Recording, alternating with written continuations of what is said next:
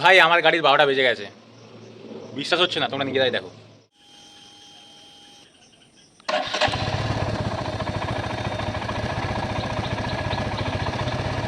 তো আমার যেটা মনে হচ্ছে ব্যাটারির কন্ডিশন ভালো না, তো ব্যাটারিটাকে চলো চেক করতে যাই আগে, তারপরে যদি চেঞ্জ করা হয় চেঞ্জ করবো। এরকম হতে হতে দেখি স্টার্ট পুরো রেড জ্বলছে মানেই হচ্ছে খারাপ। চেক করতে মিটার বলে দিল যে ব্যাটারি খারাপ, এই ব্যাটারি দিয়ে আর কোনো কাজ হবে না। তো চলো এবার চেঞ্জ করতে যাওয়া যাক। ওটা ব্যাগ মতো, এটা পুরো বেরিয়ে আসবে।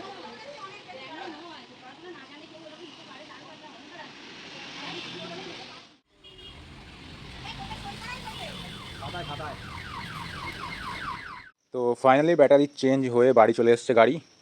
তোমাদেরকে দেখে দিচ্ছি একবার স্টার্ট দিয়ে। 9:28 বাজে, আমি ইঞ্জিন কিল সুইচ অন করলাম, এবার স্টার্ট দেবো,